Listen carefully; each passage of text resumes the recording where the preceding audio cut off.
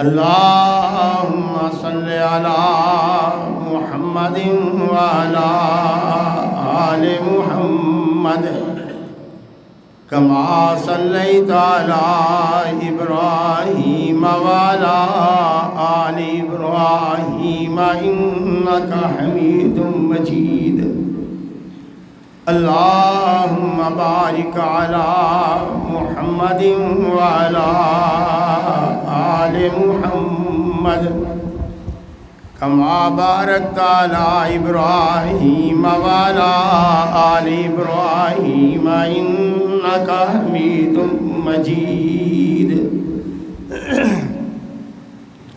أعوذ بالله من الشيطان الرجيم بسم الله الرحمن الرحيم إن الله يدافع عن الذين آمنوا إن الله لا يحب كل خوان كفور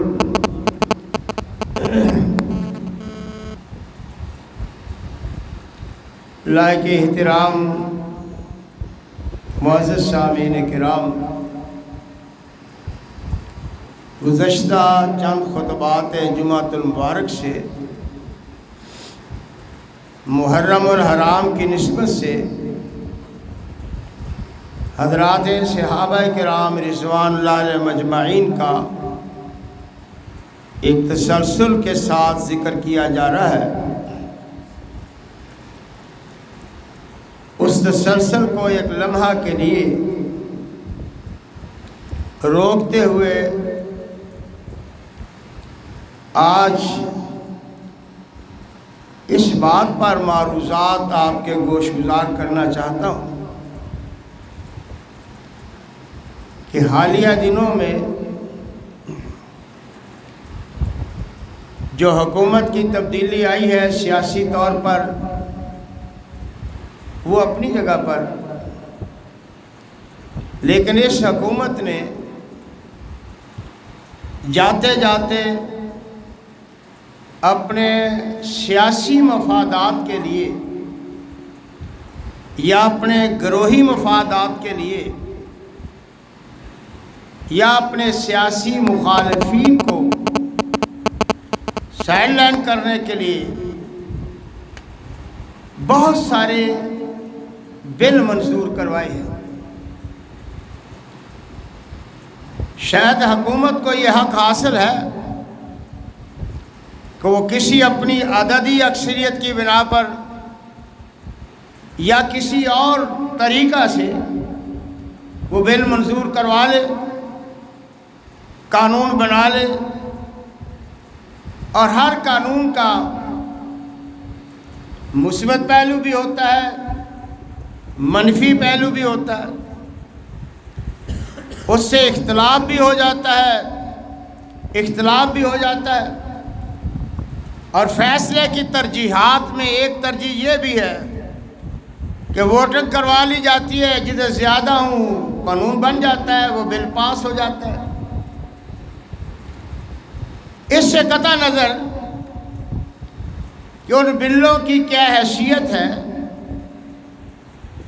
جیسے کہتے ہیں کہ ہر شر میں ایک خیر کا پہلو بھی ہوتا ہے، اس کو ہم شر یا خیر کا فیصلہ کیے بغیر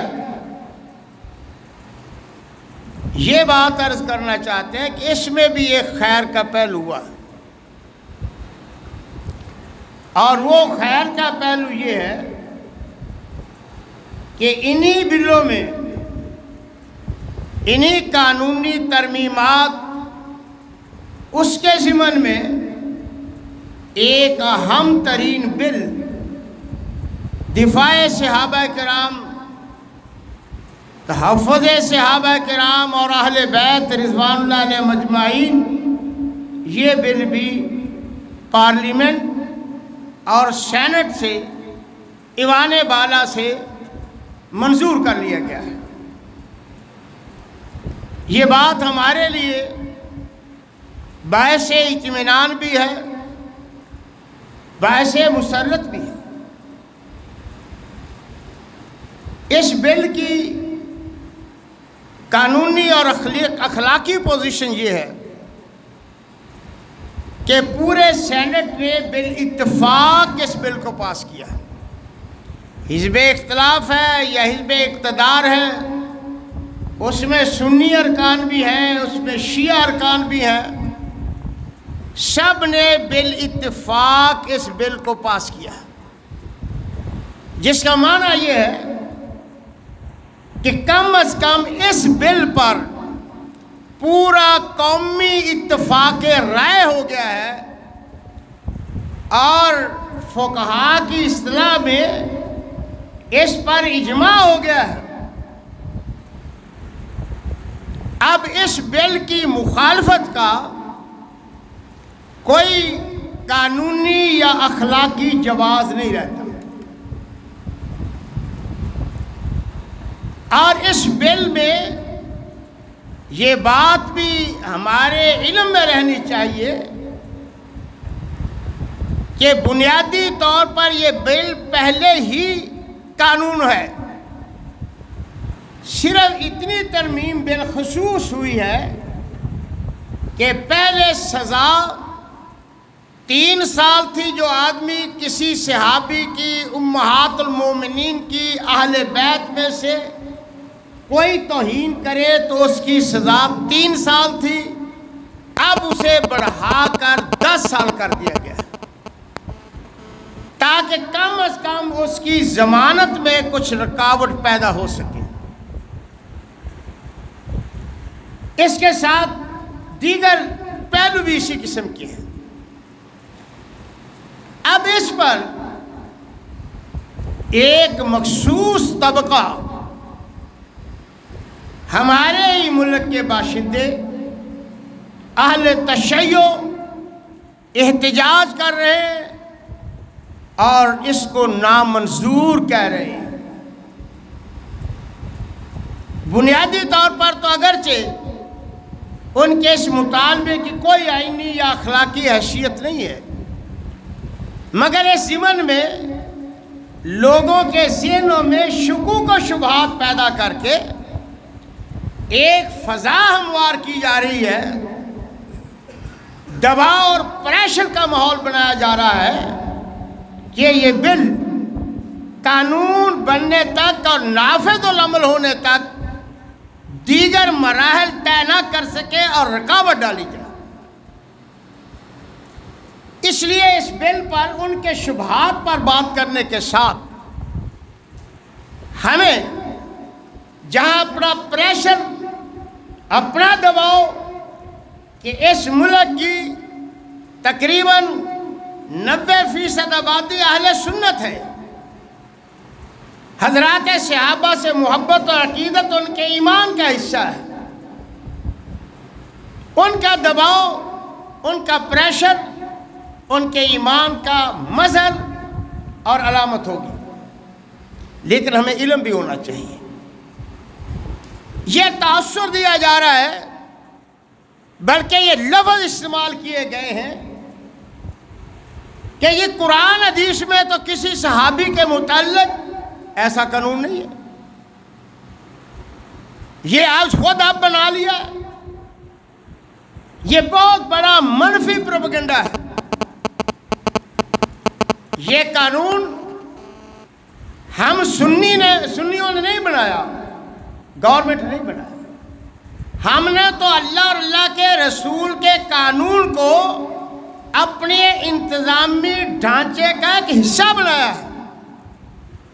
یہ قانون ہمارا ایجاد کردہ نہیں ہے، نہ یہ ہے کہ ہم نے کوئی انتقامی طور پر بنایا ہے، البتہ اللہ کے بنائے ہوئے قانون کو اس ملک میں نافذ کرنے کی درخواست کی گئی ہے کہ بھائی یہ ملک اللہ اور اللہ کے رسول کے نام پر بنا ہے۔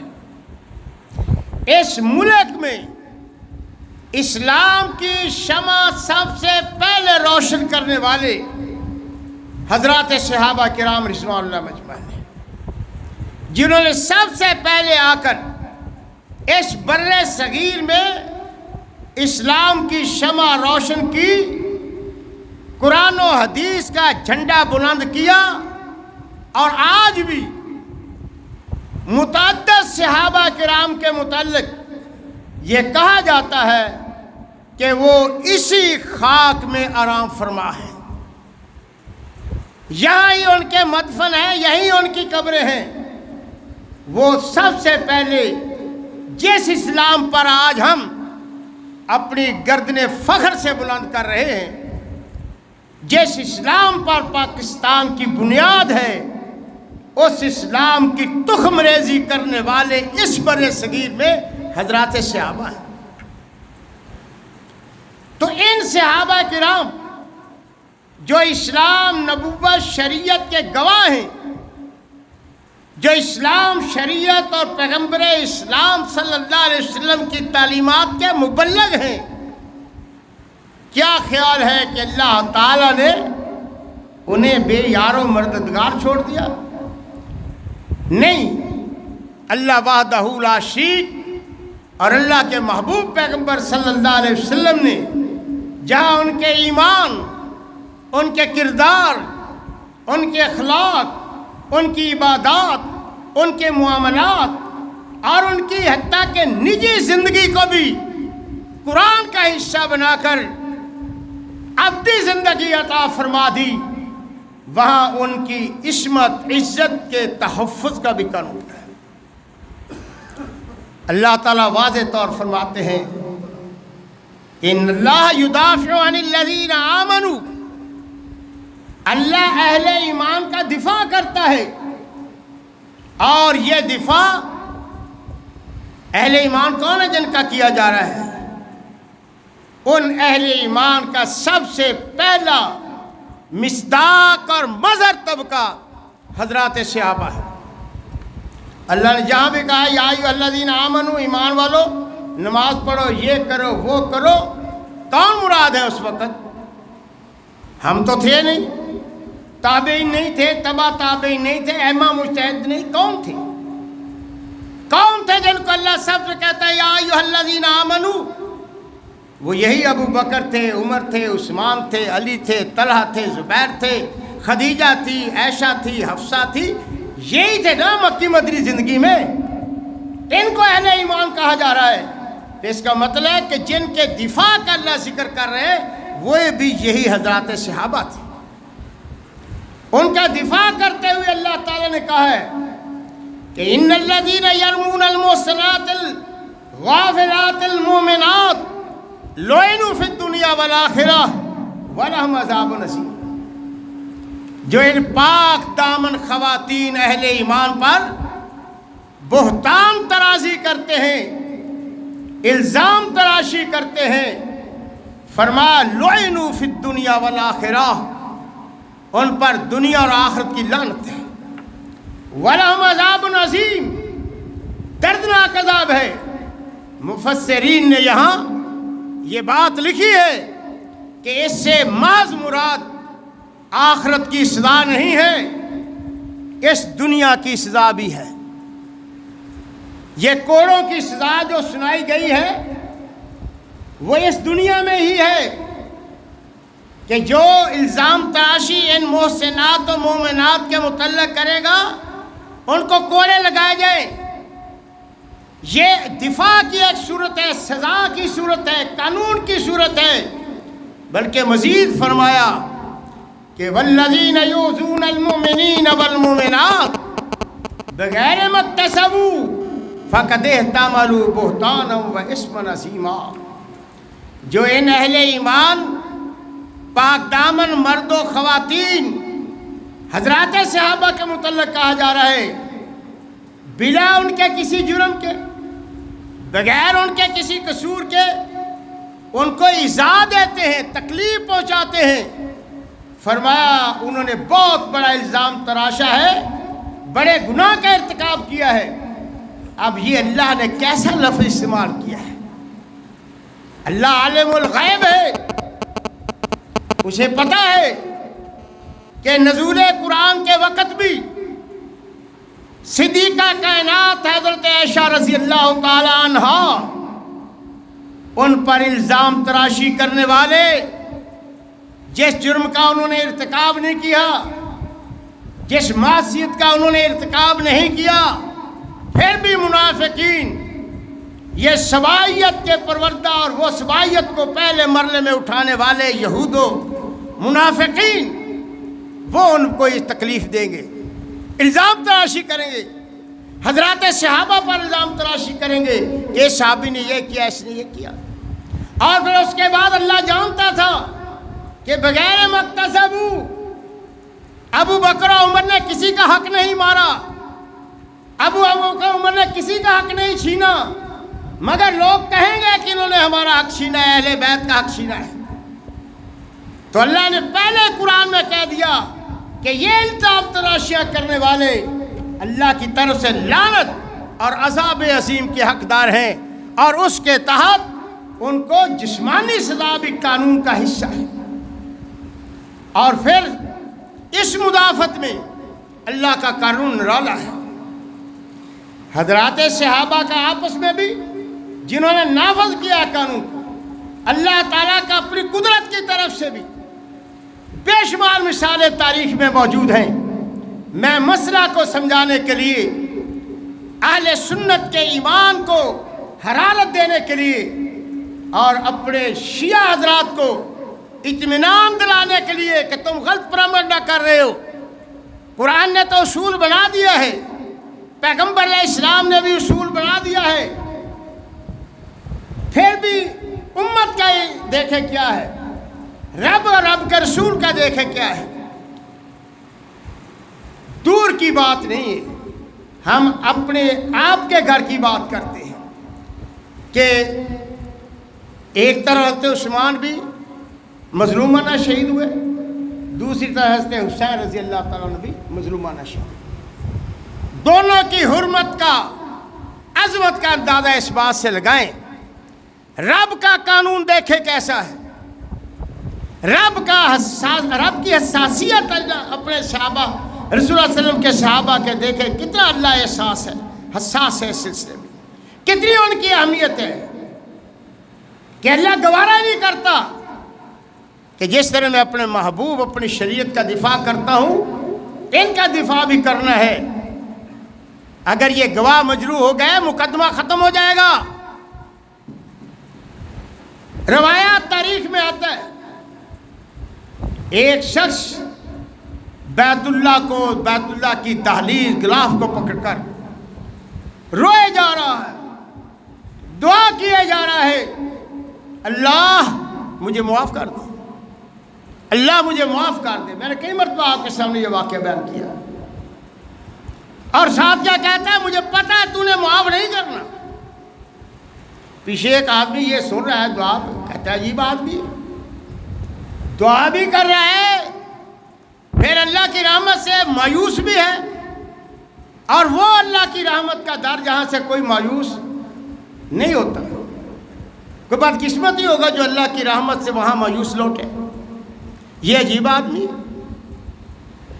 جب وہ دعا کر کے فارغ ہوا، اس نے اسے پکڑ لیا، کہا بھائی عجیب تیرا معاوضہ میں نے دیکھا ہے، دعا بھی کرتا ہے، گڑ گڑا کر، علاج رو رو کر دعا کر رہا ہے، مگر ساتھ یہ بھی کہتا ہے مجھے پتا تو نے معاف نہیں کرنا۔ مسئلہ کیا ہے، کیا اتنا سنگین جرم کیا تو نے؟ اس نے کہا کیا بتاؤں آپ کو، آپ نے پوچھ ہی لیا ہے تو میں بتا دیتا ہوں کہ میں ان بد نصیبوں میں سے ہوں، ان بد نصیبوں میں سے ہوں کہ حضرت عثمان رضی اللہ تعالیٰ عنہ شہید ہو گئے، میں دیوار پھلانگ کر ان کے گھر داخل ہوا، میں نے حضرت عثمان کے رخ انور پر، چہرہ انور پر تھپڑ مارا۔ کتنا شقی القلب ہوگا یار، کتنا بد نصیب پتھر دے رہے، وہ مرے ہوئے تو کتے کو کوئی نہیں چھیڑتا، تو اتنا پتھر دل، تیرے دل میں اتنا کفر اور نفاق بھرا ہوا ہے کہ تو عثمان غنی کی لاش مبارک کی توہین کرتا ہے۔ کہتا میں جذبات میں اندھے ہو کر، بغض عثمان میں اندھے ہو کر، میں نے جب اس کے آپ کے منہ پر تھپڑ مارا، میرا یہ دیکھو ہاتھ اسی وقت شل ہو گیا، یہ اتنا سنگین جرم ہے کہ میں سمجھتا ہوں شاید اللہ بیت اللہ میں آ کر معافی بھی قبول نہ کرے۔ کیا یہ قانون قدرت نہیں ہے؟ رب کہتا ہے چور کا ہاتھ کاٹ دو، یہاں اللہ کہتا ہے عثمان کی توہین کرنے والے تیرا ہاتھ یہ قبول نہیں ہے، شل کر دیا۔ بعین ہی ایسا ہی واقعہ حضرت حسین رضی اللہ تعالیٰ عنہ، ایک مجمع میں یعنی بیٹھ کے مجلس میں حضرت حسین رضی اللہ تعالیٰ عنہ کی بات ہو رہی تھی۔ کسی محدث نے سمجھے کہا کہ جس شخص نے بھی اپنے ہاتھ کو خون حسین سے رنگا ہے، خون حسین سے اس نے اپنے ہاتھ کو جس طرح بھی ملوث ہوا ہے، وہ کسی نہ کسی طرح اللہ کے عذاب کا شکار بن گیا ہے۔ اس نے خون نہد حضرت حسین رضی اللہ تعالیٰ کے مقدس خون کو بہایا، اور جو بھی اس میں ملوث ہے اللہ تعالیٰ نے اسے نشان عبرت بنا دیا۔ وہ کہنے لگا جی میں بھی ان میں شریک ہوں، مجھے تو کچھ نہیں ہوا، میں بھی قاتلان حسین میں سے ہوں، تم کہتے ہو ان کو اللہ کی پکڑ آئی ہے، مجھے تو کچھ نہیں ہوا۔ اس نے زبان سے لفظ کہے ہی تھے، آگ کا ایک شعلہ بلند ہوا، اسے وہیں جلا کر رکھ کر دیا۔ کیا یہ قانون قدرت نہیں ہے؟ تم کیسے 10 سال کی سزا بڑی ہے، تم کہتے ہو یہ حدود میں مداخلت ہے۔ اللہ کو دیکھو، اللہ انتقام قدرت کس طرح لے رہا ہے۔ یہ قانون جو بنایا گیا ہے ہمارا نہیں ہے، یہ قانون اللہ اور اللہ کے رسول کا ہے۔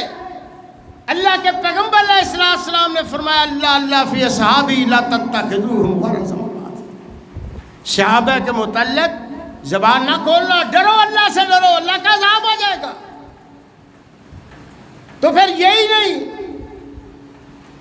آپ اندازہ لگائیں حضرت علی رضی اللہ تعالیٰ عنہ، حضرت علی رضی اللہ تعالیٰ عنہ کے متعلق آتا ہے کہ آپ کو معلوم ہوا کہ کسی آدمی نے حضرت ام المومنین عائشہ صدیقہ رضی اللہ تعالی عنہ پر یہ جنگ صفین جمل کے بعد تبصرہ کرتے ہوئے یہ بات کہی کہ یا امی توبی فقد اخطأت، اماں جی تم نے بہت غلطی کی ہے، اللہ سے معافی مانگو۔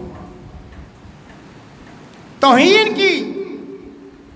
حضرت علی رضی اللہ تعالی عنہ کو پتہ چلا، آپ نے حضرت قعقاع کو بھیجا، فرمایا حکم دیا کہ اسے 100 صوتن 100 درہ اسے مارا، وَأَخْرَجَهُمَا مِنْ ثِيَابِهِمَا، وہ 2 آدمی تھے، دونوں کو 100 کوڑا 100 کوڑا مارا اور کپڑے اتار کر مارا۔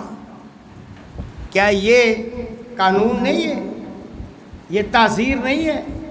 100 کوڑا، ادھر حد کتنی ہے؟ قذف کی حد کتنی ہے؟ 80 کوڑے ہیں، قذف کی حد 80 کوڑے ہیں، مگر امی عائشہ کی توہین کی سزا علی کے نزدیک کتنی ہے؟ 100 کوڑے ہیں، کپڑے اتار کر۔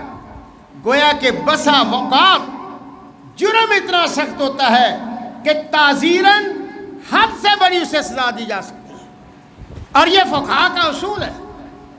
حد تو حد ہے، قانون مقرر ہے، مگر اگر حکومت خلیفہ وقت جرم کی نوعیت دیکھے کہ جرم سنگین ہے تو وہ حد سے بڑی تعزیر بھی لگا سکتا ہے۔ تو حضرت علی رضی اللہ تعالیٰ عنہ نے حد سے بھی بڑی تعزیر اسے لگائی۔ تو اگر گورنمنٹ نے یہ قانون منظور کیا ہے تو یہ پروپیگنڈا مت کرو کہ حدود نہیں ہے، قرآن نہیں ہے، حدیث نہیں ہے، تاریخ نہیں ہے۔ حضرات صحابہ کی عظمت کے لیے امت کا اجماع ہے، تب سے لے کر آج تک۔ حضرات صحابہ کے 20 ایسے واقعات ہیں، قدرت کے انتقام کے 20 ایسے واقعات ہیں کہ حضرات صحابہ کی عظمت کا اللہ کے رسول اور صحابہ نے دفاع کیا۔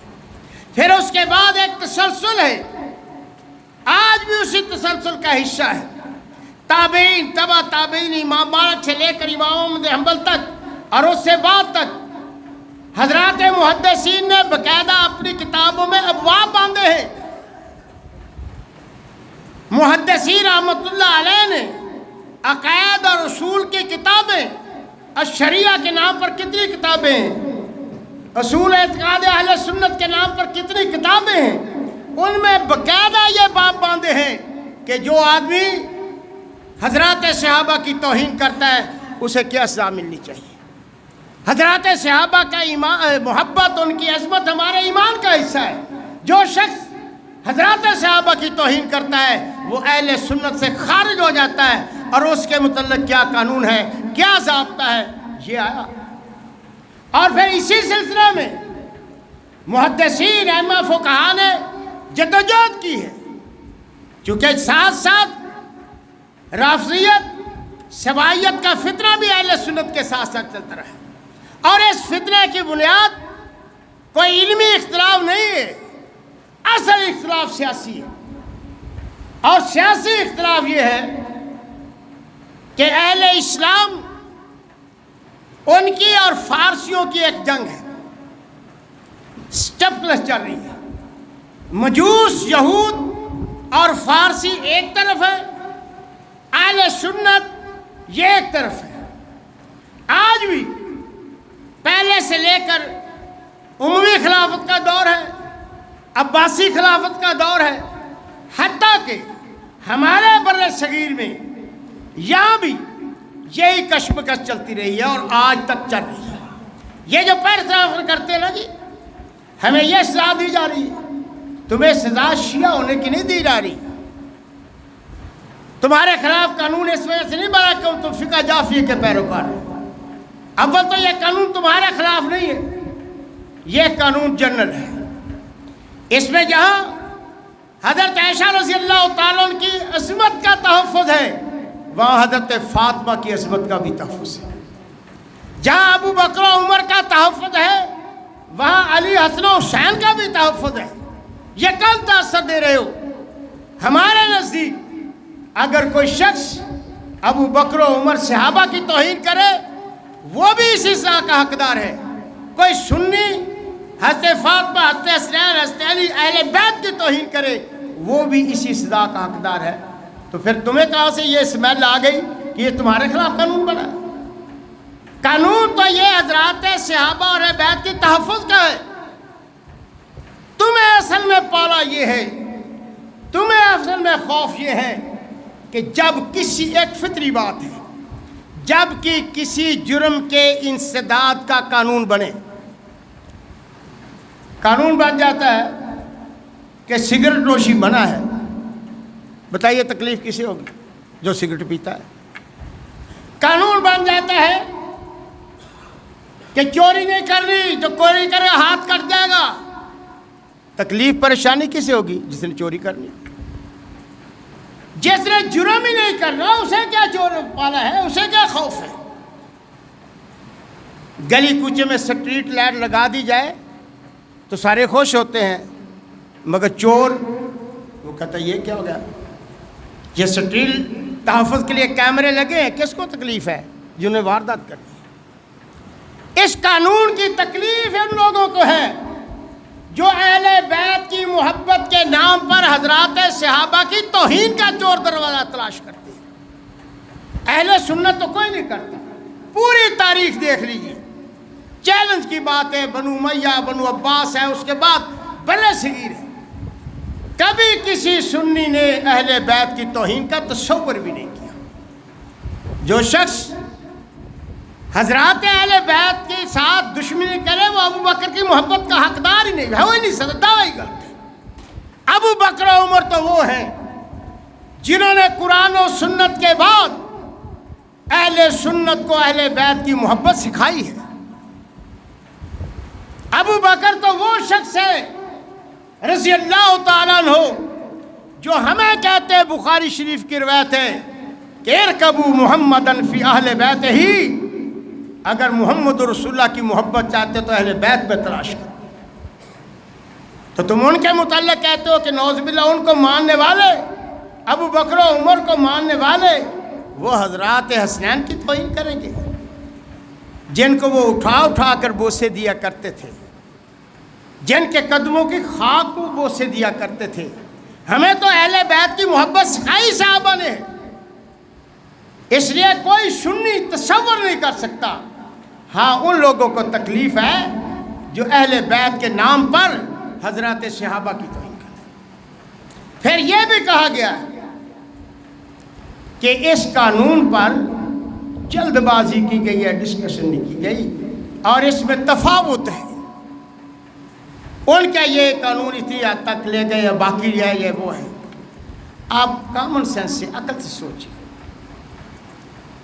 تم کہتے ہو جی ہمارا اختلاف ہے، پہلے صحابی کی تعریف، اس کی ڈیفینیشن کیا ہے، توہین کی کیا ہے؟ بھئی صحابی کی تعریف کرنے کی ضرورت تب ہے جب ہمارا انحصار اس تعریف پر ہو۔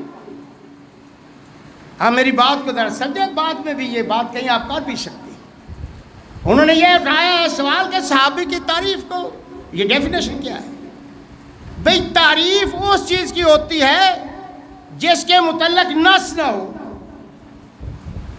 مثلا ایک آدمی ہے، آپ کہتے ہیں یار سیب ہے یا کوئی چیز ہے، اس کی تعریف کرو۔ اگر وہ چیز سامنے آپ دکھاتے ہیں کہ یہ سیب ہے تو تعریف کی کیا ضرورت رہ جاتی ہے؟ حضرات صحابہ کی تعریف کی ضرورت نہیں ہے۔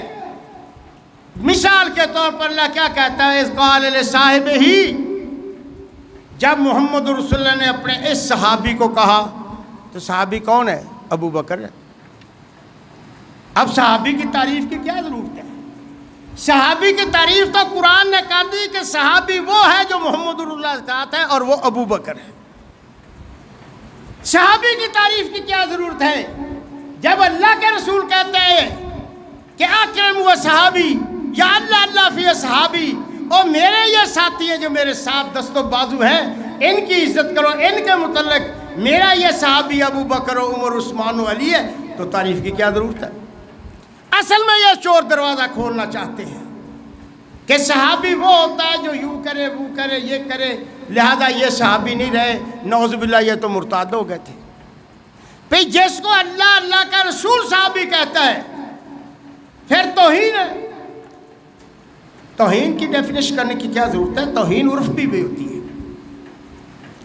آپ دیکھیں، میں دیکھیں اپنے معاشرے میں کوئی آدمی کسی کے ماں باپ کو گالی نکالے اور کو کہے جی یہ کیس تو آپ تب مجھ پہ کرے اگر اس کی ڈیفینیشن کر لو، میں نے گالی نکالی لیکن میرے نزدیک تو تعریف ہے۔ یہ تعریف کے چکر میں پڑھ کر اپنے لیے چور دروازہ کھولنا چاہتے ہیں، اور پھر کہتے ہیں جی وہ نبی علیہ السلام کی یہ سزا تم نے مقرر کی ہے توہین رسالت کی، تو یہ صحابی کی۔ بھئی آپ عقل سے کام لیں۔ ایک آدمی ہے، اس کا ایک دوست ہے، اس کا ماں باپ کی ہے۔ کوئی آدمی کسی آدمی کے دوست کو گالی نکال دیتا ہے، برا کہتا ہے، غیبت کرتا ہے، میں اور آپ اپنے ضمیر اور ایمان میں کے ترازو میں تول کر دیکھیں اس کے ساتھ ہمارا رویہ کیا ہوگا؟ وہی آدمی یا دوسرا آدمی میرے ماں باپ کو گالی نکالے تو کیا ہوگا؟ تابعین، ائمہ کرام ہمارے سر کا تاج ہیں، ائمہ اربعہ، ائمہ ستہ، بخاری ہمارے سر کے تاج ہیں، ہمارے محسن ہیں۔ ہم نے ان کے متعلق تو نہیں کہا کہ جو ان کو گالی کرے ان کو بھی عمر قید سنا دو، کیونکہ صحابی ان کا فرق ہے، وہ ہمارے ماں باپ ہیں۔ عائشہ کو قرآن نے ہماری ماں کہا ہے، تم کیا کہتے ہو کہ عائشہ کو ہم کسی عام خاتون کے برابر لا کر قانون بنا دیں؟ یہ کیسے ممکن ہے؟ یہ تو عقل بھی تسلیم نہیں کرتی۔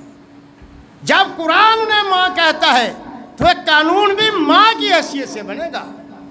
جب قرآن ان کی عظمت کا دفاع کرتا ہے پھر قانون بھی اسی طرح بنے گا۔ اس لیے اس قانون کے متعلق ایسے شکوک و شبہات سے اہل سنت کے ایمان اور جذبات کو کمزور نہیں کیا جا سکتا۔ اس لیے یہ جو قانون بنا ہے، کہا جاتا ہے یہ تفرقہ بازی بنائے گا۔ بھئی تفرقہ بازی روکے گا۔ ایک ہے قانون کا نافذ العمل ہونا، ایک ہے اس کے وجود کا تاثر ہونا. مثال کے طور پر سمجھیں، قانون ہے کہ قتل کرنے پر کیا لگتا ہے؟ 302 لگتی ہے، 302 لکھا. اس کے باوجود قتل ہو رہے ہیں، اس کے باوجود قتل ہو رہے ہیں. جو آدمی کسی نام پر بدمست ہو کر قتل کر دیتا ہے، وسائل کے نشے میں بدمست ہو کر یا جذبات میں آ کر قتل کرتا، ٹھیک قتل ہو رہے ہیں. لیکن ایک بہت ساری اکثریت ایسی ہے جو آج بھی سمجھتی ہے کہ یار دیکھنا بندہ مارنا نہیں ہے، ٹانگیں توڑنا، 302 نہ لگے، قتل نہیں کرنا، کیونکہ قتل ہو گیا تو مر گئے، سارے ٹبر مر جائے گا. یعنی ایک حد تک جرم کو روکنے کے لیے قانون کا وجود ہی مؤثر ہے. نافذ ہونا الگ بات ہے، قانون کا وجود ہی ایک بہت بڑی رکاوٹ ہوتا ہے. اس لیے یہ قانون بن گیا ہے. بہت سارے منافقین، بدباطن صحابہ کے دشمن، ان کی زبانوں کو لگام مل جائے گی.